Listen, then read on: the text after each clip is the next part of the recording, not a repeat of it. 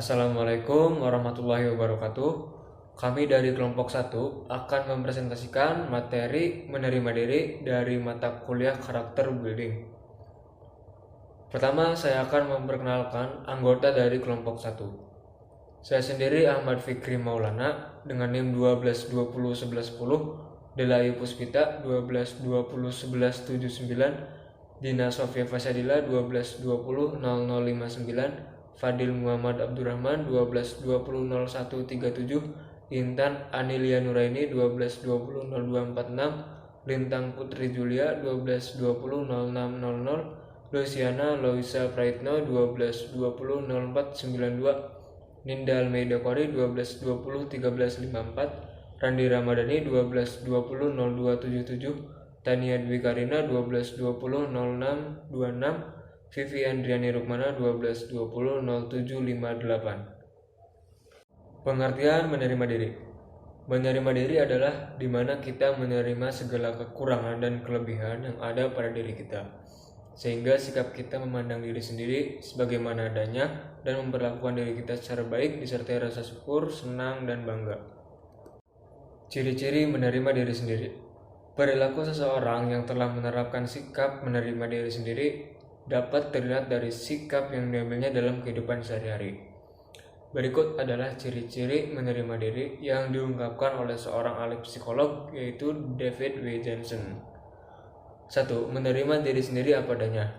2. Tidak menolak beberapa identitas yang ada pada dirinya. 3. Punya keyakinan untuk mencintai dirinya sendiri. 4. Tidak perlu merasa harus menjadi yang sempurna. 5. Dapat bermanfaat bagi orang lain.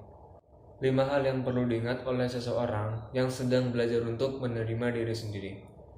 Pertama, kamu boleh merasakan apapun termasuk rasa marah dan sedih. Proses penerimaan diri sendiri tidak selalu tentang menghargai penampilan yang ada pada tubuh kita. Menerima setiap emosi yang kita rasakan terhadap suatu kejadian juga merupakan hal yang sama pentingnya. Saat kamu mengalami situasi dan peristiwa yang membuatmu tidak nyaman, sadari dan terimalah emosi yang masuk di pikiran dan perasaanmu. Kenalilah emosi yang datang, apakah itu perasaan marah, sedih, ataupun sebagainya. 2. Ketahuilah kamu sangat berharga. Kamu berharga dengan nyawa yang kamu punya. Kehidupanmu berharga karena kamu memiliki cerita yang unik yang tidak dapat dimiliki oleh orang lain. Terlepas dari apapun yang telah kamu lalui, bagaimana penampilanmu, apa pekerjaanmu, atau bahkan kesalahan yang telah kamu lakukan, itu semua tidak menentukan siapa dirimu. Dirimu berharga dan kamu layak untuk dicintai. 3. Kamu layak dicintai dengan kelebihan dan kekuranganmu. Kamu tidak perlu jadi orang lain untuk dapat dicintai. Dirimu sendiri. Karena kamu unik dan berbeda dari yang lain. Tidak ada yang menyamai dirimu di dunia ini.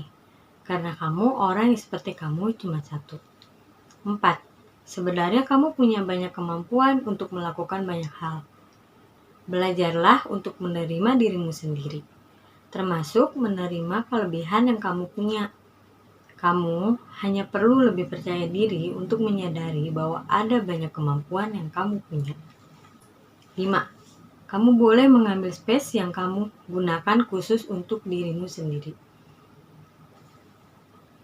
Kamu berhak menggunakannya sesuai apa yang kamu inginkan. Kamu gak harus mengikuti permintaan semua orang hanya untuk membuat mereka merasa bahagia. Cara-cara untuk menjadi diri sendiri. 1. Gunakan kacamata paradigma baru. 2. Tetapkan standar atau target yang realistis. 3. Luangkan waktu bersama orang-orang positif. 4. Membaca buku-buku pengembangan diri. 5. Lakukan sesuatu yang membuat Anda lebih menyukai diri Anda. 6. Gunakan kata-kata yang positif pada diri sendiri. 7. Bersyukurlah dengan apa yang Anda miliki. Manfaat menjadi diri sendiri. 1. Pikiran menjadi jernih. 2. Menikmati hidup. 3. Mengetahui potensi diri dengan mudah. 4. Mencapai kesuksesan. Perbedaan preferensi. Di sini ada beberapa perbedaan preferensi, yaitu extrovert, introvert, sensing, intuition, thinking, feeling, judging, dan perceiving. Extrovert. Biasanya ekstrovert ini seseorang yang berkepribadian terbuka. Jika perasa, mereka bertingkah laku seperti perasa. Jika pemikir, mereka bertingkah laku sebagai pemikir. Sejak bertemu dengan si ekstrovert ini atau berbicara dengan seseorang yang ekstrovert ini, mereka tahu akan berbicara dengan siapa. Orang-orang yang ekstrovert biasanya berbicara dengan berpikir, menikmati kerja dalam kelompok dan aspek sosial, seringkali pandai menyapa orang, berkomunikasi dengan bebas, cenderung berbicara dengan bebas, dan sering tanpa berpikir. Lalu di sini ada introvert. Mengungkapkan diri secara bertahap, pada awalnya menyembunyikan kualitas pada dirinya yang dilakukan tanpa sengaja. Ia baru mengungkapkan kualitasnya setelah berhubungan cukup dalam. Atau kita bisa sebut si introvert ini adalah seorang yang berkepribadian tertutup. Orang-orang introvert biasanya berpikir untuk berbicara, cenderung merasa nyaman bekerja sendiri atau dalam kelompok kecil, dapat ditentang mengingat nama, wajah, mungkin memiliki masalah berkomunikasi. Suka berpikir sebelum berbicara, kadang-kadang tidak pernah berbicara. Lalu di sini ada sensing. Sensing memiliki kepekaan indrawi, segera mengenali keadaan sekitar jauh sebelum orang lain dapat merasakannya, cepat mengenali ruang yang dimasuki, sangat memperhatikan detail kontrak atau surat menyurat, menyukai relasi berdasarkan pertimbangan, teliti, dan birokrasi. Termasuk corak manusia cermat, tipe ini adalah tipe spontanitas atau cepat tanggap, sukanya yang konkret. Misalnya jika kita bertanya di sebuah ruangan, apa saja yang ada dalam ruangan ini? Mereka akan menjawab ada kipas angin, bangku, papan tulis, dan lain-lain. Lalu di sini ada intuition, lebih banyak memperhatikan masa yang akan datang daripada masa sekarang. Tidak tenang dengan kehadiran di masa kini, terpusat pada kemungkinan dan konsekuensi dari apa yang terjadi. Perencanaan yang memimpikan segalanya, berubah lebih baik, cenderung melihat segala sesuatu dengan secara global. Ini adalah tipe-tipe orang penemu. Mereka orang-orang yang sangat kreatif tapi sulit dimengerti orang-orang. Kebanyakan dan suka dianggap aneh karena pemikiran mereka yang selangkah di depan. Misalnya, jika ditanya apa saja yang ada di dalam ruangan ini, mereka akan menjawab ramai, banyak mahasiswa dan mahasiswi karena saat itu memang dalam perkuliahan. Kepribadian thinking. Seseorang yang memiliki kepribadian ini biasanya memanfaatkan informasi yang diperoleh dengan intuisi atau panca indera. Untuk mengambil keputusan pun mereka harus berdasarkan hukum yang logis atau secara rasional. Umumnya kurang sensitif terhadap efek keputusan pada perasaan orang lain. Memiliki kemampuan meramalkan persoalan yang akan muncul, khususnya pemikir yang intuitif. Bersikap acuh tak acuh atau dingin karena keterpusatan pada rasio. Thinking ada dua. Ada thinking introvert dan ada thinking extrovert. Biasanya, seseorang yang memiliki thinking introvert itu dipenuhi dengan logika. Apa-apa selalu dikaitkan dengan pemikiran yang logis. Tapi anehnya, makhluk yang paling logis ini secara tidak sadar, kalau sudah sampai pada titik di mana dia tidak mampu menjangkau logikanya, mereka malah bergantung pada faktor lain, seperti mengharapkan sejenis keberuntungan. Dalam hal mengelola, mereka itu hebat, namun menggunakan cara yang menghindari konflik karena jauh dari lubuk hatinya mereka itu sebenarnya penakut. Mereka sebenarnya memiliki kepribadian yang agresif, tapi kadang menjadi orang yang selalu ingin diistimewakan. Di balik hitam putihnya kehidupan sehari-hari, mereka memiliki misteri pribadi yang tak mau diungkap. Sedangkan yang memiliki kepribadian thinking extrovert, mereka itu suka dengan kemenangan. Semua orang di hadapannya biasanya dianggap sebagai lawan yang harus dikalahkan, sehingga terkesan ganas seperti seorang penakluk. Cara berpikir mereka sangat empirik, merujuk ke pengalaman logis yang telah dilaluinya. Mereka memiliki siklus kehidupan yang dinamis dan pandai mencari kekuasaan. Orangnya sangat cerdik, namun kurang pandai membaca aspirasi. Tipe thinking ini dominan menggunakan otak kirinya. Mereka adalah orang yang pandai, mereka mampu berpikir secara analitis dengan tingkat akurasi yang tinggi. Kepribadian feeling. Seseorang yang memiliki kepribadian ini biasanya mengambil informasi dan keputusan berdasarkan pertimbangan perasaan pribadi dan orang lain. Bila berkuasa cenderung tidak adil karena keputusan biasanya diambil berdasarkan perasaan pribadi dan orang yang hadir. Pendapat orang yang tidak hadir kurang diperhatikan karena ingin menjaga perasaan orang yang hadir. Keputusan cenderung tidak objektif meski tidak bermaksud demikian. Menilai secara logis dengan sensitivitas tertentu, tetapi emosi mendominasi proses pengambilan keputusan. Feeling terbagi menjadi dua, ada feeling introvert dan ada feeling extrovert. Seseorang memiliki feeling introvert. Biasanya mereka memiliki kepribadian yang halus, lembut, namun begitu diusik mereka akan menyengat seperti lebah. Mereka punya kemampuan organisasi yang hebat, tapi kebiasaan buruknya adalah begitu sensitif dan mudah tersinggung yang membawa mereka kepada rasa dendam. Kehebatannya adalah kemampuan berempati, sehingga mereka seolah-olah bisa masuk lebih dalam pada diri orang lain. Dan juga mereka memiliki obsesi yang tinggi. Sedangkan seseorang yang memiliki feeling extrovert, biasanya mereka suka menyerap mentah-mentah pembicaraan orang, meskipun seperti pendengar yang baik, mereka tidak mau dibantah. Mereka memiliki kepedulian yang tinggi terhadap orang lain, meskipun terkadang abai terhadap satu persatu persoalan lain. Perhatian mereka mudah terpecah. Berkepribadian cengeng, namun sebenarnya tahan banting. Mereka termasuk orang yang pintar, tetapi kelemahannya kurang percaya diri dengan ilmu-ilmu yang kurang logis. Kepribadian judging. Biasanya mereka memiliki kebutuhan tinggi akan pengendalian. Mereka ingin tahu apa yang akan dikerjakan dan kapan. Tidak puas bila tak tahu rencana yang dibuat. Menyukai jadwal dan aturan. Yang terjadi mendadak dapat mengacaukan mereka. Butuh ketegasan perencanaan, walau tak harus dilaksanakan. Para penilai yang perasa membuat keputusan yang cocok dengan perasaan orang lain atau mereka sendiri. Penilai pemikir membuat keputusan berdasarkan logika dan akal budi, suka bila sesuatu ada pada tempatnya. Kepribadian perceiving. Biasanya mereka sangat menikmati hidup, tak terlalu peduli tata tertib dan pembagian waktu, puas dengan apa yang terjadi, senang menyerap informasi melalui kelima indera. Jika mereka tipe pengindra atau melalui implikasi, kemungkinan yang akan datang jika intuitif. Salah satu dari proses tersebut jadi favorit mereka. Tidak merasa terikat untuk membuat keputusan tentang apa yang mereka ketahui, tetapi tak berarti menyukai ambiguitas. Mereka hanya puas dengan kehidupan saat ini dan tidak butuh mengendalikannya.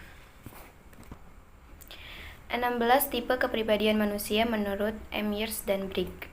Yang pertama ada ISTJ, ISFJ, INFJ, INTJ, ISTP, ISFP, INFP, INTP, ESTP, ESFP, ENFP, FNTP, ESTJ, ESFJ, ENFJ, dan ada EN.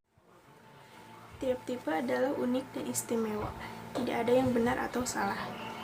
Setiap orang menggunakan semua preferensi pada tingkatan tertentu. Tipe tidak menjelaskan segalanya. MBTI tidak mengukur keterampilan atau kemampuan. Sebaiknya tidak membatasi Anda dalam mempertimbangkan karir, aktivitas, atau suatu hubungan. Sadari bias dan tipe Anda untuk menghindari stereotipi yang negatif. Di sini ada ISTJ, pengindra yang introvert dengan berpikir sebagai pembantu. Yang pertama, serius dan pendiam, menyukai situasi yang tenang dan aman, sangat berhati-hati, sistematis, bertanggung jawab dan dapat diandalkan. Selanjutnya, memiliki konsentrasi yang tinggi, memegang teguh pada tradisi, teratur, pekerja keras, fokus pada target yang ingin dicapai. Jika sudah mempersiapkan diri, bisa langsung menyelesaikan tugas. Selanjutnya ada ISTP, yaitu berpikir yang introvert dengan pengindra sebagai pembantu. Yang pertama, pendiam, lebih suka sendiri, tertarik pada bagaimana dan mengapa sesuatu bisa terjadi, terampil pada hal-hal yang bersifat mekanis, praktis, terus berani mengambil resiko jangka pendek, biasanya menyukai olahraga yang mengandung bahaya, loyal pada kelompok dan sistem nilai yang berlaku. Selanjutnya, kurang peduli pada aturan dalam menyelesaikan sesuatu. Yang terakhir ada pandai menemukan solusi dari masalah-masalah praktis. Kemudian tipe kepribadian selanjutnya yaitu ISFJ, pengindra yang introvert dengan perasa sebagai pembantu. ISFJ yaitu mereka yang memiliki kepribadian introversion, sensing, feeling, dan judging.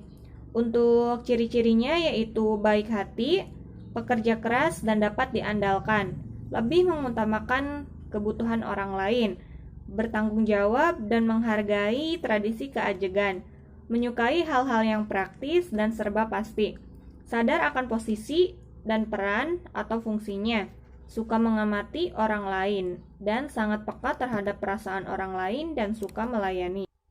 Tipe selanjutnya yaitu ISFP, perasa yang introvert dengan pengindra sebagai pembantu. Seseorang yang berkepribadian ISFP sering disebut seniman, di mana menurut dimensinya ISFP berarti introversion, sensing, feeling, dan perception. Sedangkan untuk ciri-cirinya yaitu pendiam, serius, sensitif, dan baik hati. Tidak menyukai konflik, loyal, jujur, dan realistis.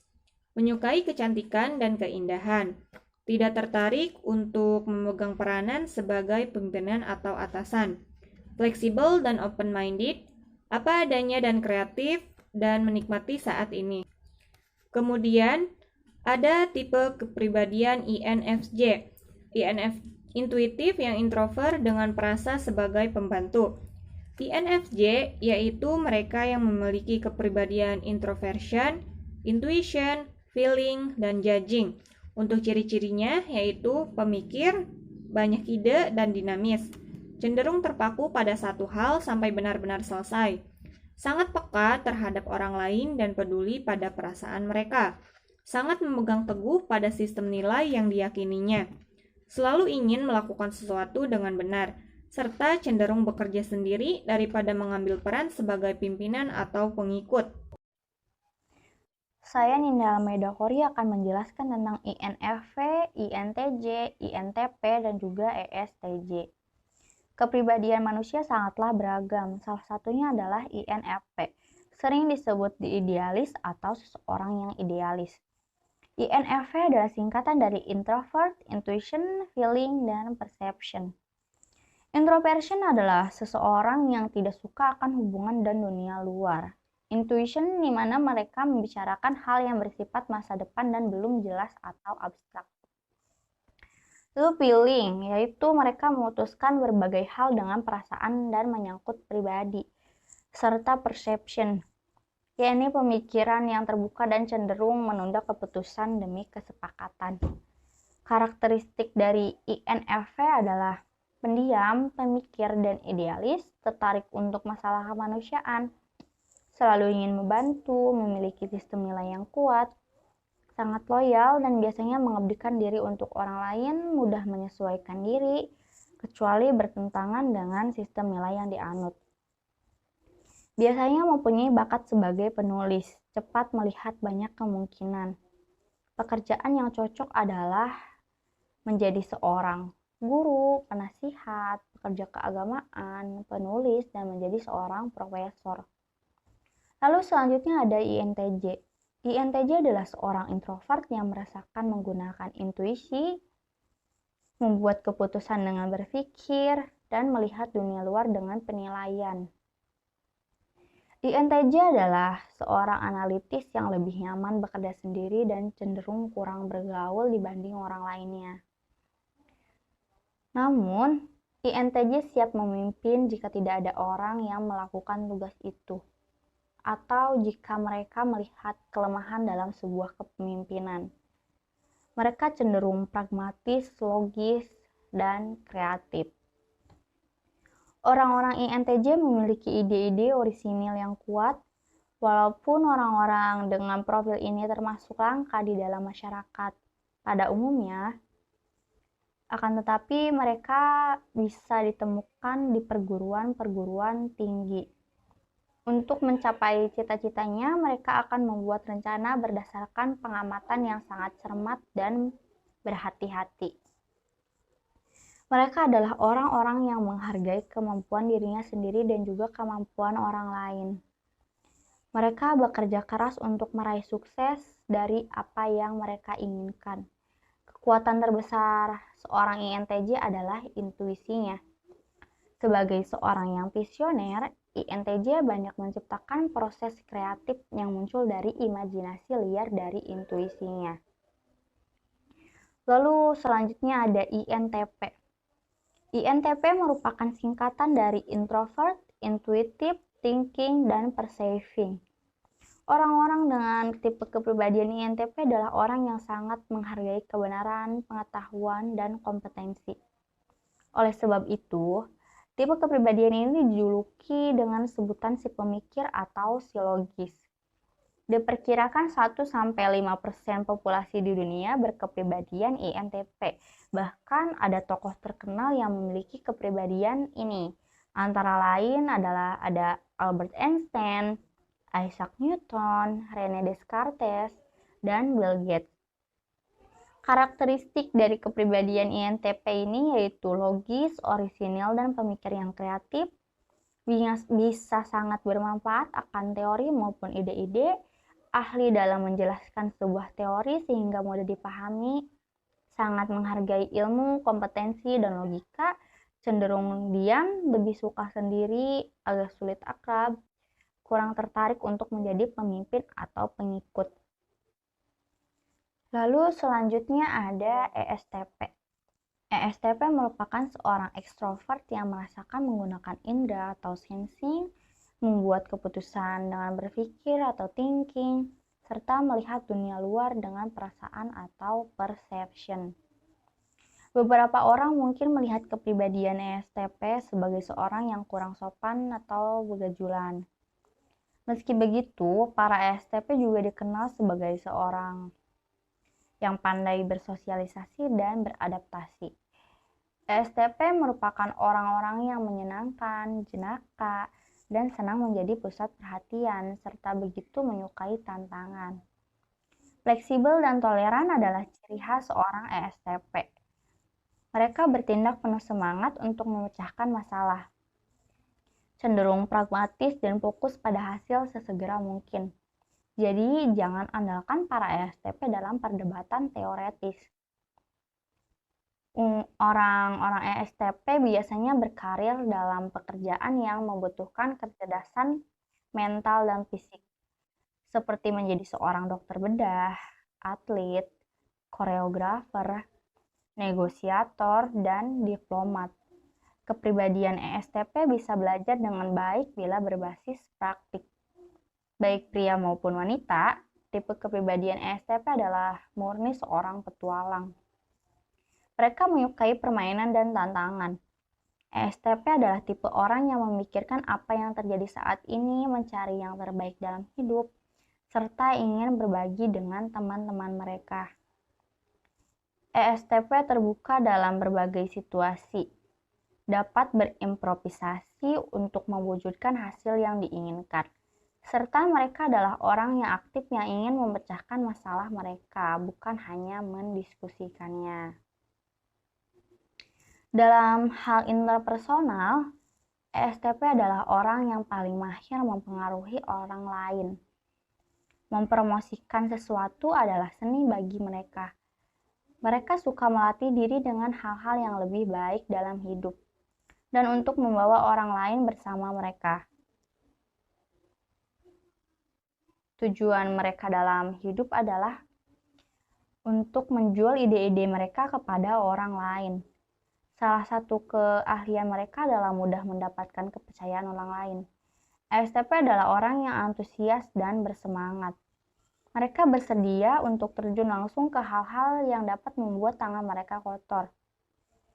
Mereka mampu melihat fakta-fakta dari situasi dan dengan cepat memutuskan apa yang harus dilakukan, melaksanakan tindakan, dan beralih ke hal berikutnya. ESTP memiliki kemampuan luar biasa untuk melihat sikap masyarakat dan motivasinya. Mereka menangkap isyarat kecil seperti ekspresi wajah dan sikap. ESTP menggunakan kemampuan mereka untuk mendapatkan apa yang mereka inginkan dari sebuah situasi. Jika ESTP telah memutuskan bahwa sesuatu perlu dilakukan, maka mereka melakukannya dan langsung saja, serta tidak terlalu memusingkan aturan. Namun, ESTP cenderung memiliki keyakinan sendiri yang kuat tentang apa yang mereka anggap benar dan apa yang salah. Salah satu ciri orang dengan kepribadian ESTP, mereka biasanya lebih boros. ESTP cenderung berbuat hal semau mereka, bukan tunduk pada rencana. Dan mereka biasanya sangat baik menceritakan cerita dalam berimprovisasi. ESTP suka bersenang-senang dan menjadi orang yang menyenangkan. Buruknya, kadang-kadang mereka bisa menyakiti orang lain tanpa menyadarinya, karena mereka pada umumnya tidak tahu dan mungkin tidak peduli tentang efek kata-kata mereka terhadap orang lain. Bukan karena mereka tidak peduli tentang orang-orang, itu karena mereka tidak terlalu memusingkan perasaan orang. Mereka membuat keputusan berdasarkan fakta dan logika. Pada akhirnya, setiap orang punya kekurangan dan kelebihannya. Sebelum menggunjingkan kelemahan seseorang, ada baiknya kita merenungkan pula sisi baik orang tersebut. ESTJ berpikir yang ekstrovert dengan pengindra sebagai pembantu, merupakan singkatan dari extroverted, sensing, thinking, dan judging. Praktis, terorganisir, dan menghargai tradisi, tidak tertarik pada teori atau hal-hal yang abstrak kecuali jika bisa diterapkan, punya gambaran yang jelas tentang bagaimana cara mengerjakan sesuatu, loyal dan bekerja keras, bertanggung jawab, ahli dalam mengatur dan menjalankan sesuatu, serta warga negara yang baik, menghargai kehidupan yang aman dan tenang. ESFP, pengindra yang ekstrovert dengan merasa sebagai pembantu, merupakan singkatan dari extrovert, sensing, feeling, dan perceiving. Orientasi pada orang, menikmati hidup, membuat segala sesuatu menjadi lebih seru dan hidup. Hidup untuk saat ini, menyukai pengalaman baru, tidak menyukai teori dan analisa yang impersonal, suka melayani dan membantu orang lain, suka untuk menjadi pusat perhatian, serta memiliki common sense yang baik. ESFJ, perasa yang ekstrovert dengan pengindra sebagai pembantu, merupakan singkatan dari extroverted, observant, feeling, dan judging.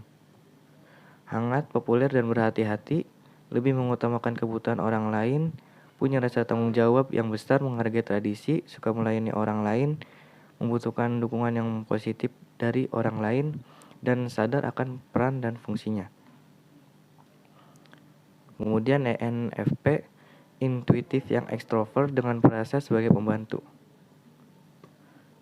merupakan singkatan dari extroverted, intuitive, feeling, dan perceiving.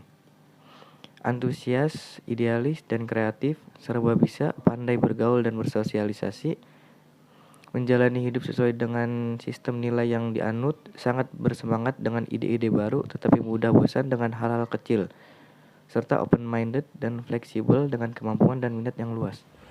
ENFJ, perasaan yang ekstrovert dengan intuisi sebagai pembantu. Pertama, populer dan sensitif, mudah bergaul dan bersosialisasi. Kedua, fokus pada dunia eksternal, sangat peduli pada apa yang dirasakan dan dipikirkan orang lain. Ketiga, melihat segala sesuatunya dari sudut pandang yang manusiawi, tidak menyukai analisis yang impersonal. Keempat, efektif dalam menyelesaikan masalah yang berkaitan dengan manusia. Kelima, suka melayani orang lain dan lebih mengutamakan kebutuhan orang lain. ENTP, intuitif yang ekstrovert dengan berpikir sebagai pembantu. Pertama, kreatif, dapat berpikir dengan cepat, imajinatif. Kedua, serba bisa. Ketiga, suka berdebat. Keempat, sangat bersemangat dengan ide-ide dan proyek baru, namun cenderung mengabaikan hal-hal yang rutin. Kelima, jujur, terbuka, dan asertif. Keenam, ahli dalam memahami konsep dan menerapkan logika dalam mencari solusi. ENTJ berpikir yang ekstrovert dengan intuisi sebagai pembantu. Pertama, asertif dan jujur, terdorong untuk memimpin. Kedua, ahli dalam memahami masalah organisasi yang sulit dan memberikan solusi yang solid. Ketiga, cerdas dan punya banyak pengetahuan, biasanya pandai berbicara di depan umum. Keempat, sangat menghargai ilmu dan kompetisi, biasanya tidak sabar terhadap sesuatu yang tidak efisien atau tidak terorganisir dengan baik. Di sini ada dengan istilah ISTJ atau bisa dengan disebut sistematis, yaitu dengan harapan Tuhan bantulah aku untuk mulai rileks tentang detail pekerjaanku besok siang pukul 11.41. Yaitu di sini juga ada ISFJ atau bisa disebut dengan cermat. Dengan harapan Tuhan tolonglah aku agar lebih tenang dan santai dan bantulah aku agar mampu membuatnya dengan tepat. Ada juga di sini INFJ atau bisa disebut dengan perfeksionis, yaitu dengan harapan Tuhan bantu aku agar jangan perfeksionis. Apakah aku sudah mengejar istilahnya dengan tepat? Di sini juga ada INTJ atau bisa disebut dengan mandiri, dengan harapan Tuhan bantulah aku agar bisa terbuka terhadap ide-ide orang lain sekalipun ide itu salah barangkali. Dan di sini juga ada ISTP atau bisa disebut dengan kritis, dengan harapan Tuhan bantulah aku untuk memperhatikan perasaan orang lain sekalipun perasaan mereka hiperaktif. Dan di sini juga ada INFP atau bisa disebut dengan fleksibel, yaitu dengan harapan Tuhan bantulah aku menyelesaikan segala sesuatu yang telah aku mulai. Dan di sini juga ada ISP atau bisa disebut dengan si lembut, yaitu dengan harapan Tuhan bantulah aku untuk mempertahankan hakku bila Tuhan tidak keberatan hal itu aku memohonnya. Di sini ada juga istilah STP atau bisa disebut juga dengan pragmatis, yaitu dengan harapan Tuhan bantulah aku untuk bertanggung jawab atas tindakanku sekalipun hal-hal yang tidak ku sengaja. Ada juga ITP atau bisa disebut dengan independen, dengan harapan Tuhan bantulah aku untuk sedikit kurang independen, namun biarlah aku melakukannya dengan caraku sendiri. Dan ada juga SFP atau ramah, yaitu dengan harapan Tuhan bantulah aku untuk menangani segala sesuatu pesta dan huru-hara. ENFP atau antusias, Tuhan, bantulah aku untuk tetap memusatkan perhatianku pada satu hal. Oh, tapi lihatlah ada burung yang sedang terbang. EATJ atau analisis, Tuhan, bantulah aku untuk tidak mencoba mengerjakan segala sesuatu. Namun, bila Tuhan membutuhkan bantuanku, minta saja, aku akan coba bantu. ENTP atau inovatif. Tuhan, bantulah aku menetapkan prosedur kerjaku hari ini. Tapi tunggu sebentar, aku sesuaikan dulu beberapa menit saja. ENFJ atau toleran. Tuhan, bantulah aku melakukan hal yang dapat kulakukan dan mempercayakan sisanya padamu. Apakah Tuhan tidak keberatan untuk membuatkan perjanjian ini secara tertulis? ENTJ atau organisir. Tuhan, Bantulah aku agar menjalankan sesuatu secara pelan-pelan dan tidak selalu tergesa-gesa dan terburu-buru. Amin. ESFJ atau penolong. Tuhan, berilah aku kesabaran, dan aku sungguh membutuhkan sekarang juga. Sekian presentasi dari kelompok kami. Mohon maaf atas segala kekurangannya. Wabillahi taufiq wal hidayah. Wassalamualaikum warahmatullahi wabarakatuh.